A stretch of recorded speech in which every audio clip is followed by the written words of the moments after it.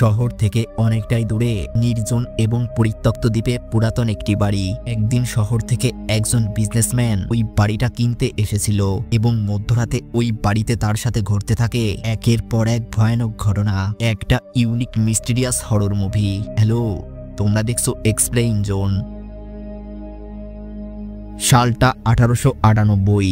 আমরা তিনজন মেয়েকে দেখতে পাই যারা একটি ঘরের ভিতরে বসে পুতুল নিয়ে খেলা করছিল। তখন জানালা দিয়ে তারা বাইরে তাকাতে এমন একটা জিনিস দেখতে পাই যেটা দেখার পর তারা আর নিজেদের আয়ত্তে ছিল না। তখন জানালা দিয়ে লাফ দিয়ে তারা আত্মহত্যা করে। এই ঘটনার প্রায় 8 বছর পর। সালটা তখন 1906। এনার নাম আর্থার।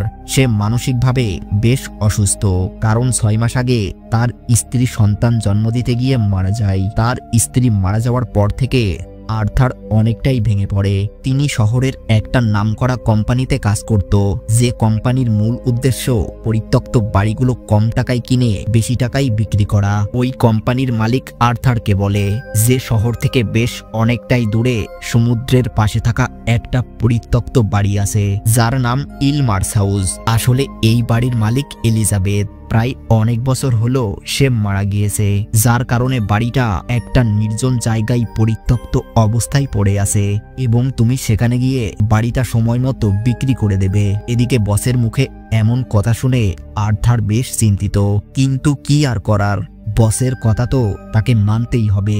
পরের দিন সকালে আর্থার ক্রাইটিন গ্রিফোর্ড ভিলেজের উদ্দেশ্যে রওনা দেয়। গ্রামটা ছিল লন্ডন শহর থেকে বেশ অনেকটাই দূরে। এতটা পথ তাকে ট্রেনে করে যেতে হবে, কিন্তু আর্থার শারীরিক এবং মানসিকভাবে বেশ ক্লান্ত ছিল। তাই হুট করে সে ট্রেনের ভিতরে ঘুমিয়ে পড়ে এবং ঘুম ভাঙতেই স্যামুয়েল ডেইলি নামে এই লোকটার সাথে তার পরিচয় হয়। তখন আর্থার ওই লোকটাকে বলে যে আমরা কি গ্রিফোর্ড স্টেশনটা পার করেছি? তখন ওই লোকটা বলে যে না, ওটা পরের স্টেশন। কেন, আপনি কি ওই দিকে যাবেন? আর্থার তখন হ্যাঁ বললে ওই লোকটা বলে যে আমার বাড়িও ক্রাইটিন গ্রিফোর্ড ভিলেজে। আপনি যদি চান তাহলে স্টেশন থেকে বাকি পথটা আমার গাড়ি করে যেতে পারেন। এই কথাটা শুনে আর্থার বেশ খুশি হয়। এরপর ট্রেন থেকে নেমে স্যামুয়েল ডেইলির গাড়ি করে আর্থার একটি হোটেলে পৌঁছে যায়। আসলে ইলমার্স হাউস এটা ছিল গ্রামের একদম শেষ সীমানায়, যেখানে রাতের বেলায় যাওয়া মোটেও নিরাপদ নয়। তাই ওই রাতটা সে এই হোটেলে কাটিয়ে দেয়। পরের দিন সকালে জমির কাগজ আনতে সে জেরোমিন নামে একটি লোকের সাথে দেখা করতে যায়, কিন্তু আর্থারকে দেখে ওই লোকটা সরাসরি বলে দেয় যে তুমি আজকে লন্ডনে চলে যাও, কারণ শুক্রবারের আগে আমি এই কাজটা করতে পারবো না। ওই লোকটা আর্থারকে এটাও বলে যে 30 মিনিট পর এখান থেকে একটা এক্সপ্রেস ট্রেন লন্ডনে যাবে, তুমি যত দ্রুত সম্ভব লন্ডনে ফিরে যাও।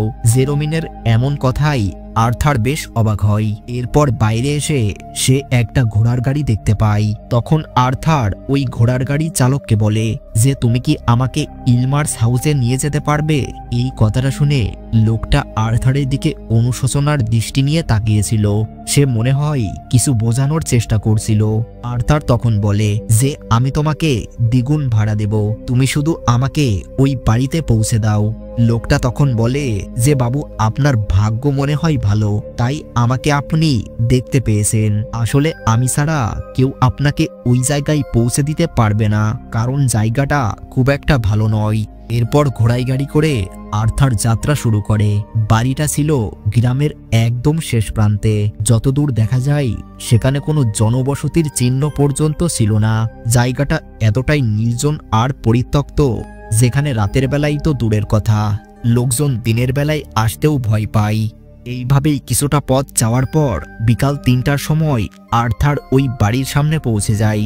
তবে বাড়িতে ঢুকতেই সে একটা কবরস্থান দেখতে পায়। এরপর আর্থার ধীরে ধীরে বাড়ির ভিতরে প্রবেশ করে। সে পুরো বাড়িটা ঘুরে ঘুরে দেখছিল। এমন সময় আর্থার অনুভব করলো যে পুরো বাড়িটা আস্তে আস্তে ঠান্ডা হয়ে যাচ্ছে। মানে এখানে সে একা নয়, মনে হচ্ছে কেউ একজন তার উপরে নজর রাখছে।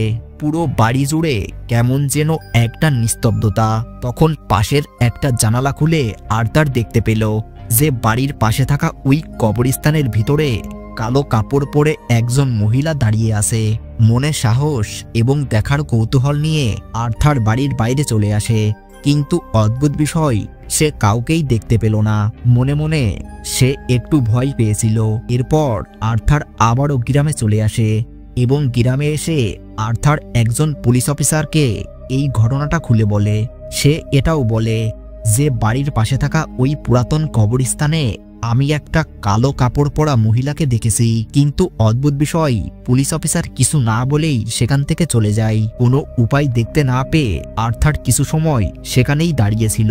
এমন সময় সেখানে দুইজন ছেলে একটা মেয়েকে ধরাধরি করে নিয়ে আসে এবং বলে, আমাকে সাহায্য করুন, আমার বোনের অবস্থা বেশ খারাপ। আসলে এই মেয়েটার নাম ভিক্টোরিয়া এবং কিছু সময় আগে সে বিষ খেয়েছে। মেয়েটার এমন অবস্থা দেখে আর্থার কনস্টেবলকে ডাকতে থাকে। এরপর ওই মেয়েটা আর্থারের কোলের উপরে রক্তবমি করতে করতে সেখানেই মারা যায়। পুরো গ্রাম যেন শোকের ছায়া নেমে এলো। এদিকে মেয়ের এমন মৃত্যু তার মা বাবা যেন কোনোভাবেই মেনে নিতে পারছিল না। পরের দিন সকালে আর্থার স্যামুয়েল ডেইলির বাড়িতে চলে আসে, কিন্তু সেখানে এসে আর্থার দেখতে পায় যে স্যামুয়েল একটা কবরের পাশে দাঁড়িয়ে আছে। আসলে এটা ছিল তার ছেলের কবর, কারণ বহু বছর আগে একটা দুর্ঘটনায় তার ছেলে মারা যায় এবং ওই দিনের পর থেকে তার স্ত্রী এলিজাবেথ মানসিকভাবে অনেকটাই ভেঙে পড়ে। সে কারোর সাথে তেমন একটা কথা বলতো না। রাতে স্যামুয়েল ডেইলি আর্থারকে বলে যে আমার স্ত্রী এলিজাবেথ এখনো বিশ্বাস করে যে আমার ছেলে একদিন না একদিন ফিরে আসবে। সে এটাও বলে যে মাঝে মাঝে তার ছেলেকে বাড়ির আশেপাশে সে ঘুরতে দেখেছে। আমি তাকে অনেকবার বোঝানোর চেষ্টা করেছি, কিন্তু সবকিছুই বৃথা। সে কারোর কথা শুনতে চায় না। পরের দিন সকালে তারা জেরোমের বাড়িতে চলে আসে, কিন্তু অদ্ভুত বিষয়, বাড়িতে তখন কেউ ছিল না। এমন সময় ঘরের নিচতলা থেকে আর্থার কারোর গোঙানির আওয়াজ শুনতে পায়। নিচে গিয়ে দেখতে পেল জেরোমিনের একমাত্র মেয়ে লুসিকে সে এই ঘরে বন্দি করে রেখেছে। এই বিষয়টা তার কাছে বেশ অদ্ভুত লাগে। এরপর তারা গাড়ি করে সেখান থেকে চলে আসার সময় গ্রামের কিছু লোকজন তাদের গাড়ি আটকে দেয় এবং বলে যে আর্থার আসার পর থেকে এই গ্রামে একের পর এক ভয়ানক ঘটনা ঘটেই চলেছে। তারা এটাও বলে ভিক্টোরিয়া নামে যে মেয়েটি মারা গিয়েছিল তার মৃত্যুর পেছনে আর্থারের হাত আছে। এই কথাটা শুনে স্যামুয়েল ডেইলি রেগে গিয়ে সেখান থেকে ইলমার্স হাউসে চলে আসে। তখন স্যামুয়েল আর্থারকে বলে যে গ্রামবাসীরা যাই বলুক, তুমি ওইদিকে একদম কান দিও না। যত দ্রুত সম্ভব তুমি এই বাড়িটা বিক্রি করে লন্ডনে ফিরে যাও। স্যামুয়েল তার পোষা কুকুর টমকে আর্থারের কাছে দিয়ে যায়। রাতে আর্থার বাড়ির পুরাতন কাগজপত্র দেখছিল। তখন সে একটা অ্যালবাম এবং একটি চিঠি খুঁজে পায়। মানে নাথান স্যামুয়েল এবং এলিজাবেথের ছেলে ছিল না, বরং ছোটবেলায় এলিজাবেথ জেনিতের একমাত্র ছেলে নাথানকে দত্তক নিয়েছিল। কিন্তু একদিন শহর থেকে তারা ঘোড়ায় গাড়ি করে বাড়িতে ফিরছিল। তখন দ্বীপের কাছে এসে ঘোড়ার গাড়ি চোরাবালিতে আটকে যায়। ওই ঘটনায় এলিজাবেথ কোনোভাবে বেঁচে গেলেও নাথান সেই চোরাবালিতে ডুবে মারা যায়। এই ঘটনার প্রায় কয়েক মাস পরে জেনিতের রহস্যজনক মৃত্যু হয়। তবে মৃত্যুর আগে সে চিঠিতে একটা কথাই লিখে গিয়েছিল যে আমি কাউকেই ছাড়ব না। যারা আমার ছেলেকে আমার কাছ থেকে কেড়ে নিয়েছে তাদের সবাইকেই মরতে হবে। মানে প্রথম দিন বাড়িতে ঢুকে আর্থার এই কবরস্থানে কালো কাপড় পরা যে মহিলাকে দেখেছিল সেটা হয়তো জেনিতের আত্মা। সে হয়তো বদলা নিতে আবার ফিরে এসেছে। তবে ইতিমধ্যে আর্থার সবকিছু জেনে গিয়েছিল। তার মনের ভিতর কেমন যেন একটা ভয় কাজ করতে থাকে। এমন সময় দোতলার রুম থেকে সে বিকট শব্দ শুনতে পায়। এরপর সেখানে গিয়ে দেখতে পারে যে রুমের ভিতরে পড়ে থাকা পুরাতন চেয়ারটা নিজে থেকেই দুলছিল। দেখে মনে হচ্ছে কেউ যেন ওই চেয়ারের উপরে বসে আছে। এই দৃশ্যটা দেখে আর্থার বেশ ভয় পেয়ে যায়। এরপর জানালা দিয়ে বাইরে তাকাতেই দেখতে পেল যে চোরাবালির ভেতর থেকে একটা বাচ্চা বাইরে বেরিয়ে আসছে। তখন জানালার কাছে একটা মহিলার আত্মচিৎকারে সে আটকে ওঠে। এমন সময় নিচ থেকে দরজায় কেউ নক করতে থাকে। আর্থার ভয় পেয়ে বলে যে কে ওখানে, কিন্তু ওপার থেকে কোনো উত্তর এলো না। মনে একটু সাহস নিয়ে আর্থার দরজা খুলে দেয়, কিন্তু অদ্ভুত বিষয়, বাইরে তখন কেউ ছিল না। এদিকে আকাশের অবস্থা বেশ খারাপ, মুষলধারে বৃষ্টি নেমেছে। এরপর বাইরে এসে বাড়ির পাশে থাকা ওই কবরস্থানের দিকে তাকাতেই তার শিরদাঁড়া দিয়ে যেন রক্তের স্রোত বয়ে গেল। সে দেখতে পেল কবরস্থানে এই পর্যন্ত যতগুলো বাচ্চাকে কবর দেওয়া হয়েছিল তারা সবাই জীবিত হয়ে গেছে। সবাই যেন একটা কথাই বলছিল যে এখান থেকে চলে চলে যাও।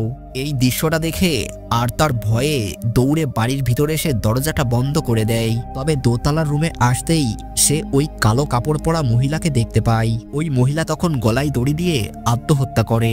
এটা দেখে আর্থার প্রচন্ড ভয় পেয়ে যায়। সে দৌড়ে বাড়ির বাইরে আসতেই দেখতে পায় যে স্যামুয়েল ডেইলি গাড়ি নিয়ে বাড়ির বাইরে দাঁড়িয়ে আছে।